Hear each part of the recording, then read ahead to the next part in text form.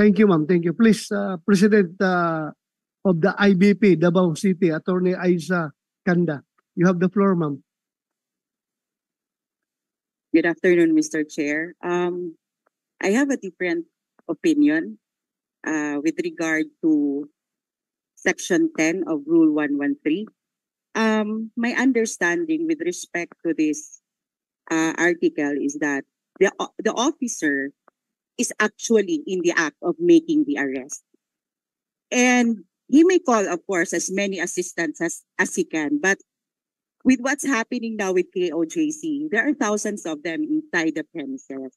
So what's the point of asking a civilian to assess or to assist in the arrest? So in the actual of making a lawful arrest, they are still searching.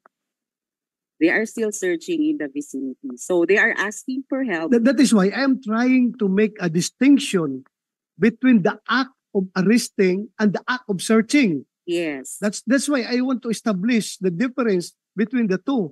Yes. So yun nga. So my opinion is that your opinion, he can ask for assistance in the act of actually doing the actual arrest, and not in the search of or effecting the search of the arrest or the search of the person to be arrested. Thank you. Thank you, ma'am. Ito, magaling ito na abogado. Ito, kung nirespeto ko yung opinion nito. Commissioner Alberto Bernardo, sir, please share with us your thoughts on this. In relation to the police operational procedures that we are observing in the PNP and the NAPOLCOM, please continue. Maraming po salamat pa, Ginoong Tagapangulo. Yung arrest po kasi is a continuing act. Kung yung tao po polite, tumatakas, yung pagtugon sa kautusan ng warrant, ng arrest warrant is a continuing act also. Kaya kung naniniwala po ang kapulisan na nandoon sa ilalim, merong bunker doon, continuing act po yun.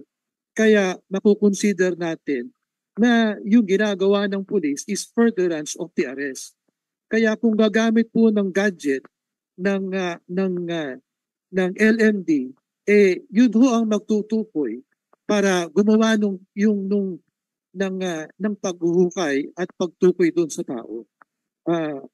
Kaya sa tingin ko po, with all due respect doon sa colleague, continuing act po kasi, kaya hindi po static yun na tapos yung arrest pag nakita mo yung tao.